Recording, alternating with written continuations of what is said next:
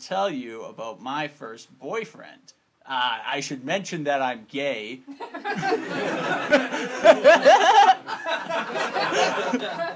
Anyway, I can tell you about my first boyfriend. A bit of background info. I grew up in a small town in northern Alberta where I spent a lot of time just repressing my sexuality, you know, and as you do.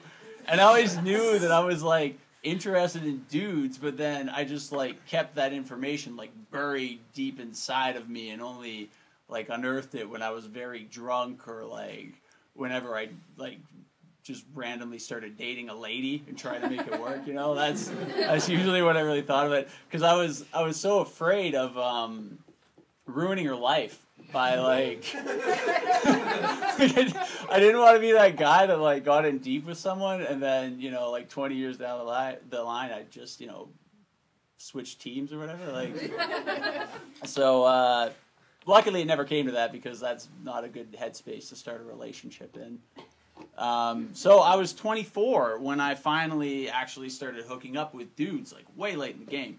And I did it a bit, like, I started during my last year of university, and then that summer I took this hitchhiking trip around, like, Canada and the US where I really started hooking up with dudes.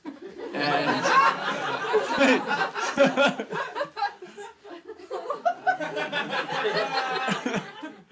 so I ended up in Minneapolis. And I was just couch surfing around Minneapolis, and one day I put a post on Craigslist seeing if anybody wanted to hook up that afternoon, because when you're gay, that's an option. And this guy, Dan, responds to my ad, and I head over to his house. Now, Dan, like, I had been staying with, like, I was, like, in the university part of town in one of those, like, great houses that has, like, 8 college people living together, and it's just this big, warm family thing. And so I go from this, like, fun-loving squalor to, like, the richest neighborhood in town. Like, just where all the manors are, you know, that part. So I end up there, and I knock on the door, and this cute Asian dude answers, and I don't know, I'm very nervous, because I hadn't, like, hooked up a lot at that point. Like, I've been kind of, I don't know, like, I basically hooked up with, like, 3 guys before this, so it's all, like, super new and freaky. The 3 guys, I'll just give you a bit of side information. It was 2 other people from Craigslist, and then 1 guy that picked me up as I was hitchhiking, and, like, so I'm just thumbing along, he picks me up, and he's like, he coyly asks, he's like, hey, you ever think about being with a dude? And I was like, maybe.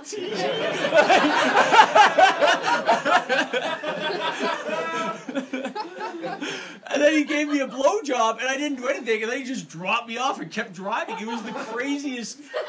Like, it's a weird life. I don't know. So anyway, it's all really new to me still at this point, so I'm very nervous. And Dan and I, we end up not hooking up right away. Instead, we end up having, like, this great 3-hour conversation, and there's just all these little moments, like, within it that just make me think, oh, that guy is cool. Like, oh, I kind of like him. Like, it just builds, and what was a hookup just kind of turned into a date. And at the end of it, we hooked up, and that happened, and it was good. But, like, the more important thing was that we had an emotional bond, you know? So, so anyway, I leave Dan's place, but I'm back the next day. The day after, I have moved in. I just grabbed my sack, I just came into the manor, and yeah, and Dan was, like, this business dude that had, like, recently lost his job, so he just had all this time on his hands, and I was a hobo, so I equally had just days to spend, and we straight up just hung out for, like, 2 weeks in a row. Yeah, it's crazy, right? Like, that never happens. And, like, I really, personally, I have a hard time with that, because I'm just very uncomfortable when I start dating people. Like, I'm kind of, like, weird with, like, letting people in and just being comfortable with another human being. But with Dan, there was none of that. It was just snap. We're, like, in it.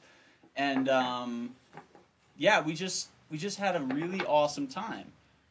Just an example of a typical day with Dan.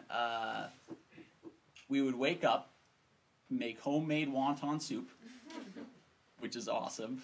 We had like we did the thing where you like you make the mixings and you have like the filling in the freezer, and every morning we just take it out of the freezer and like chat and like fold the wontons and then make the soup.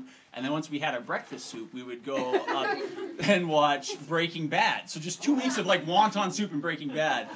And, you know, it's a pretty good start to a day, right? Yeah, Lori is nodding with intent eye contact. Yeah. Okay, now here's the other half of this, Lori. So we would, and then the rest of the day would be filled with like a random chore. Like, you know, like it was my friend's birthday, so that day we baked a cake. You know, like it's an awesome fucking life. And just any time during this whole process, we would be having gay sex as well. So it's like, I don't know, life was pretty good.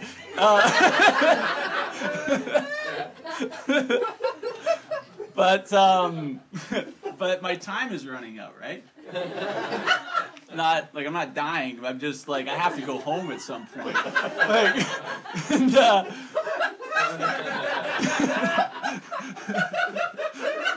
I just to clear that up for you guys. I wasn't dying.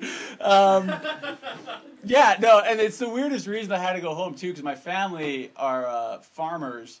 And that spring, I had planted a crop of oats. So I had this crop of oats that was growing, and I had to get back and harvest it.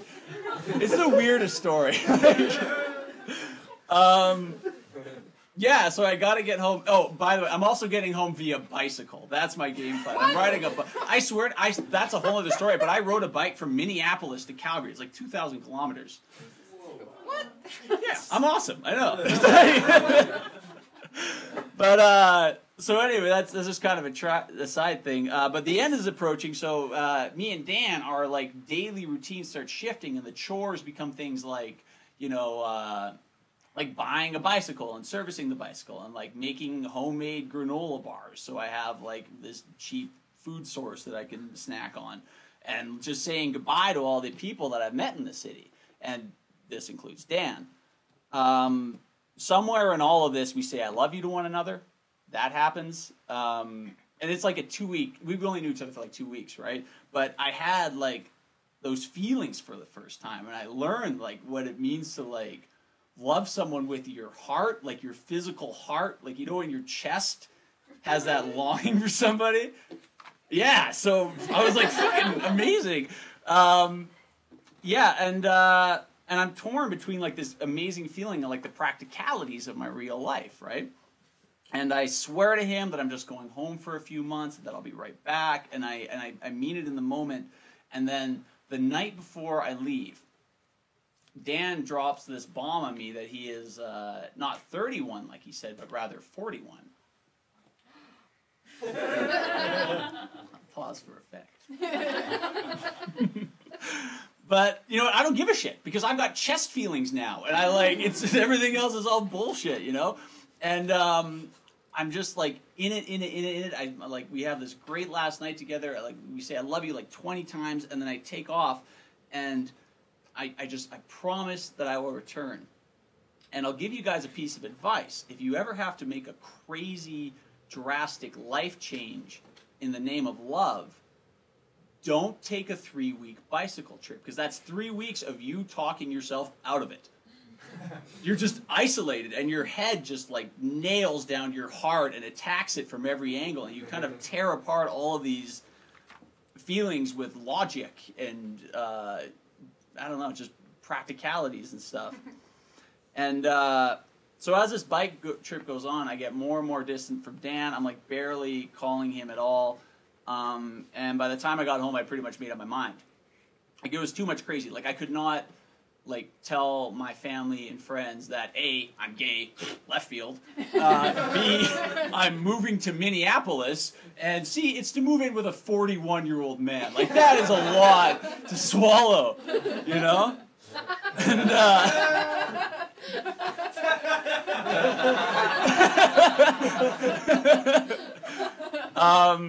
So as I get home, I called Dan like a couple of times, and I just became colder and colder, and eventually he sent me an email kind of calling me on my bullshit, and I sent him an email back, and I haven't read the emails in like years, because the last time I looked back at them, I just was distinctly ashamed at how I responded.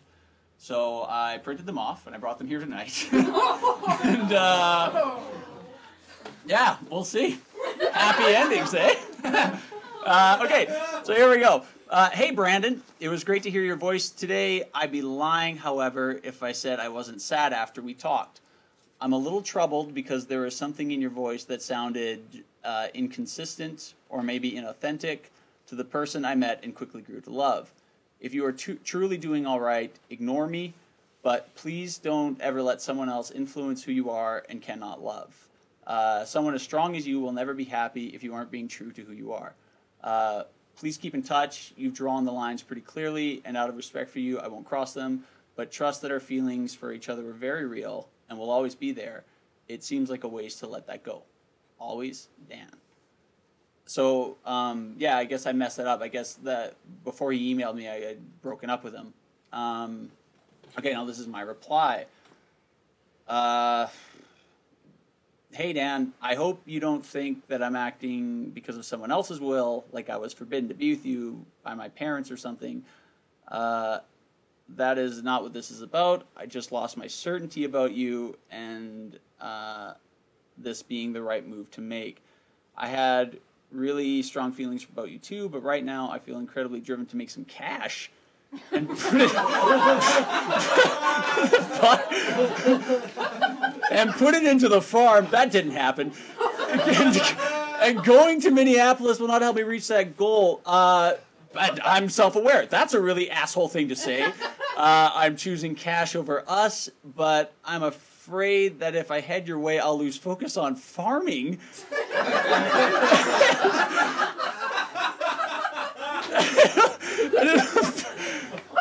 And it'll just be another thing I never accomplished. This is something I do a lot, and I'm tired of having no fucking focus in my life. I know I'm pushing you away, and I still don't know if it's the right thing to do, but it's the way I feel right now. But my feelings are changing all the time about us. I lost my certainty. This doesn't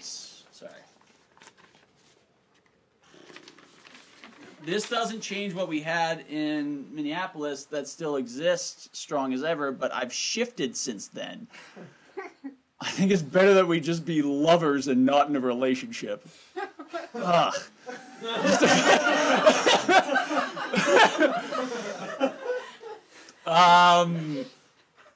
I'm really sorry. And then I sign off with Oak, because the entire time, that's the other thing. When I was in Minneapolis, I was going by Oak.